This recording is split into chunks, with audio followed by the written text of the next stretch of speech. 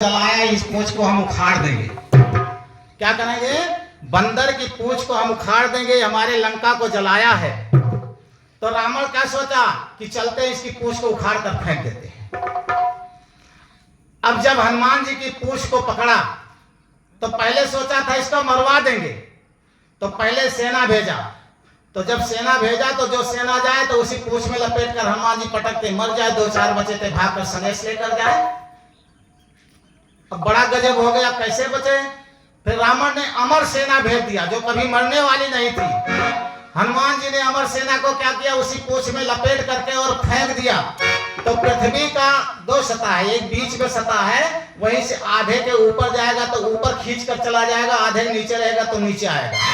तो हनुमान जी ने इतना तेजी से फेंका कि उसी सतह पर चिपक गए। अमर सेना ना नीचे आई ना ऊपर आई, हुई टंग गई।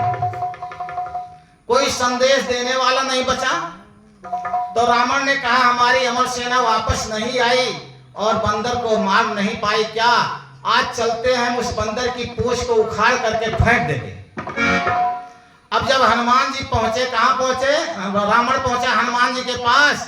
तो हनुमान जी की जब पूंछ पकड़ा तो हनुमान जी कसके उड़े तेजी से। कहीं चलो रावण तुम कल ले चले थे ऊपर, तो वहीं से पटक चला नीचे आराम से।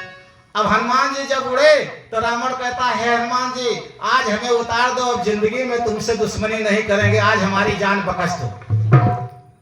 अब जब ऐसा कहा तो हनुमान जी खूब ऊपर गए, खूब पूंछ बढ़ाए। तो कहे छोड़ो ना हनुमान जी, हमका नीचे उतार दो, नहीं मर जाओ, तुरंत मर जाओ। अब रावण सिफारिश कर रहा है हनुमान जी का, तमाम कसम खा लिया हनुमान जी से। तो हनुमान जी ने कहा कि ठीक है चलो तुम्हें एक बार छोड़ देते हैं।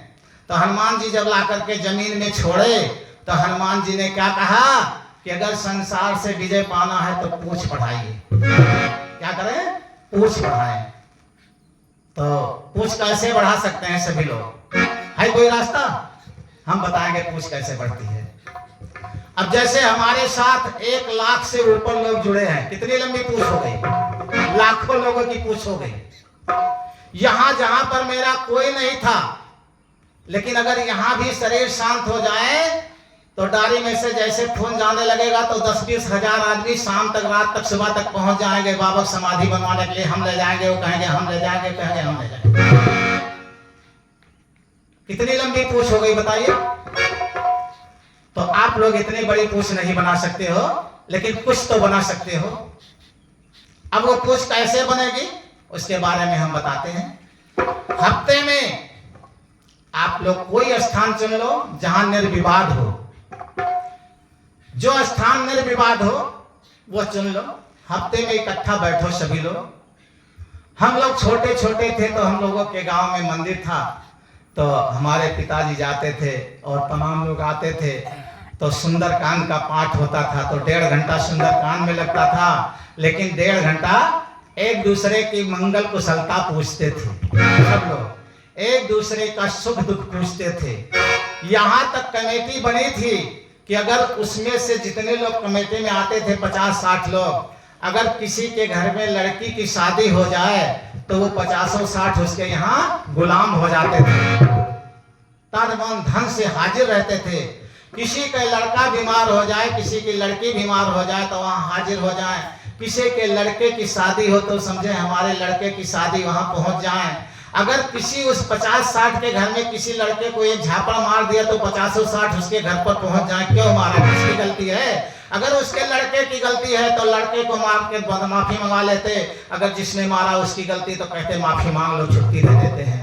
अगर गलती से पुलिस पकड़ ले जाए तो 50-60 थाने में चले जाते थे और कहते थे इस लड़के को क्यों लाए हैं? अगर लड़के को गलती है तो सजा दीजिए, नहीं तुरंत छोड़ दीजिए। अगर कोई गांव सभा की योजना आई है, अगर प्रधान विपरीत है तो 50-60 जाकर के ब्लॉक पर डीडीओ के यहाँ कमरे में घुस जाते थे। हम लोग इस योजना पाने के पात्र हैं, जब तक नहीं दोगे तब तक कमरे से बाहर नहीं निकलेंगे। और पूरे 50-60 पूरा अधिकार अपना हक ले लेते थे और 50-60 हफ्ते में 2-3 घंटा बैठते थे, 1 घंटा और भाईचारा कुशलता होता था, 1 घंटा सुंदरकांड का पाठ होता था। क्यों? संतों के सानिध्य में जीते थे हमारे पूर्वज। हमारे लोगों के पूर्वज संतों के सानिध्य में जीते थे, उनकी सलाह से जीते थे। तो आप लोग ये कार्य को कर सकते हो। माताएं बहनें भैया लोग सभी कर सकते हो। हफ्ते में एक धार्मिक सत्संग कमेटी बना लो। भगवान राम की, भगवान कृष्ण की, भगवान शंकर की वाणी ऐसी ऐसी है कि जो एक आदमी बैठकर वाणी पढ़े और सभी लोग सुने, और उसके बाद किसी भी संत महात्मा को एक सद्गुरु बनाकर उसके सानिध्य में जियो, उसके बताए हुए नियम के अनुसार पूजन करो, आरती करो, लेकिन अपने मीठ मछली दुर्गुण को त्याग दो, ईर्षा दोष को त्याग दो, किसी का अहित ना सोचो। जब तुम प्रभु के तरफ कदम बढ़ाओगे तो प्रभु तुम्हारे तरफ कदम बढ़ा लेगा। तुम्हें दौड़ना नहीं पड़ेगा, प्रभु स्वयं आकर के तुमको उठाने के लिए तैयार है। वो तो कहता है तुम एक बार मुझे पुकारो, मैं 4 कदम दौड़ कर आकर उठाऊंगा।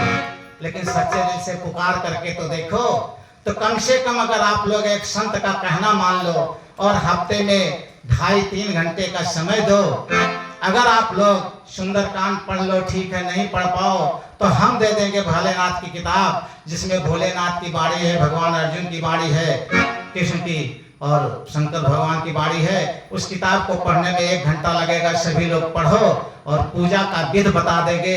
उस विधान से हफ्ते में 1 दिन धूप दीप आरती करो और 10-5 रुपये चढ़ाया करो। उसी पैसे को मंदिर में हफ्ता भर जो है धूप दीप आरती होगी, एक मंदिर का गुजारा भी उससे चलने लगेगा। अगर एक पौवा सब सीधा भी ले आओ हफ्ते में, तो जो संत महात्मा मंदिर पर पूजा करेगा उसका खुराकी भी चलेगा, कितना चला हो जाएगा। और आप लोग अगर ऐसा नियम बना लो, पूछ बढ़ा दो, तो जो हमारे पास 1 लाख पूछ है लंबी, उसी में 150 और जुड़ जाएंगे, तो तुम कितने हो जाओगे? 1,00,100 हो जाओगे। तुम्हारे साथ 1 लाख के साथ तुम्हारे साथ 100 और जुड़ जाएंगे, और जब 100 तुम और जुड़ जाओगे तो 1,00,100 हो जाओगे। कोई जरूरत पड़ेगी विशेष आपत्ति विपद तो 1 लाख में से तो 10-5 हजार आ ही जाएंगे। तो इस तरह की लंबी पूंछ बनाना सीखो, तो हनुमान जी की तरह तुम लोग भी मजबूत रह सकते हो। इसमें किसी प्रकार की शंका की बात नहीं है। लेकिन लंबी पूंछ बनाने में अपने दुर्गुणों को दूर करना पड़ेगा, उसमें कोई रियायत नहीं होती है। अगर दुर्गुण होगा तो जानते हो क्या होगा? जैसे किसी के पूरे शरीर में जरा सा सफेद हो जाए तो क्या कहेंगे? सफेद दाग हो गया। ये नहीं कहेंगे तनिक है, कहेंगे सफेद दाग हो गया। इसी तरह से दुर्गुण हमें बर्बाद कर रहा है। उस दुर्गुण से बचने के लिए आप लोगों को कुछ करना पड़ेगा। क्या करना पड़ेगा? इसके बारे में हमेशा खुश रहना पड़ेगा। मोती जी की तरफ से 20 रुपए मैया के चरणों में समर्पित है। माँ उनके जीवन में सुख शांति लाए, खुशियों की बौछार आए, मैया की असीम कृपा संपूर्ण परिवार पर बनी रहे। तो इसके लिए क्या करना पड़ेगा? हर हाल में खुश रहना पड़ेगा। तो सब लोग रह सकते हो हर हाल में खुश? पक्का है? तो हर हाल में खुश कैसे रहोगे? एक भजन के रूप में बताते हैं, सभी लोग दोहराएंगे। हर हाल में खुश रहना संतों से सीख जाए, हर हाल में खुश रहना संतों से सीख जाए, महफिल में जुदा रहना संतों से सीख जाए,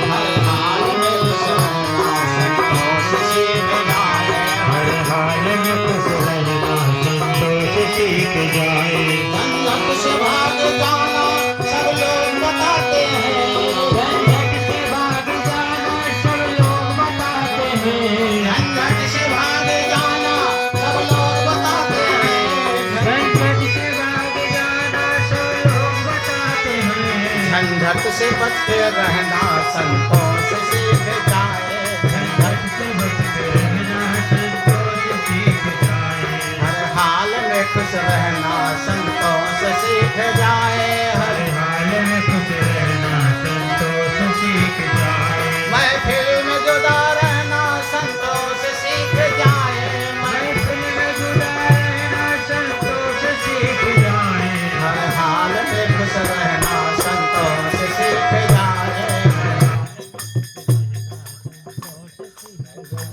हर हाल में खुश रहना संतों से सीख जाए, हर हाल में खुश रहना संतों से सीख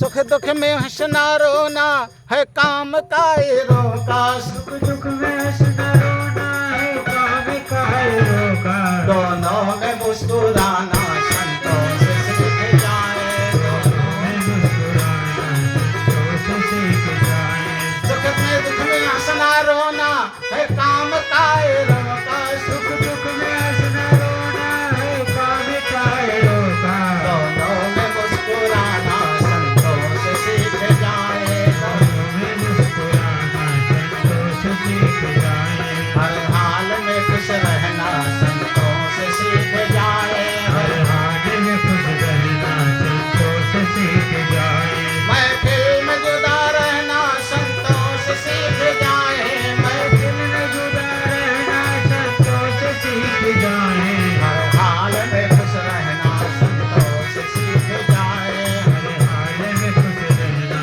संतों से सीख जाए, मरने के बाद मुक्ति सब लोग बताते हैं, मरने के बाद मुक्ति सब लोग बताते हैं, मरने के बाद मुक्ति सब लोग बताते हैं, मरने के बाद मुक्ति सब लोग बताते हैं, तेरे मुक्त रहना संतों से सीख जाए, मुक्त रहना संतों से सीख जाए, हर हाल में खुश रहना संतों से सीख जाए, हर हाल में खुश रहना संतों से सीख जाए, हर हाल में खुश रहना संतों से सीख जाए, हर हाल में खुश रहना संतों से सीख जाए, जीते जी मुक्त रहना संतों से सीख जाए, जीते जी मुक्त रहना संतों से सीख जाए, महफिल में जुदा रहना संतों से सीख जाए,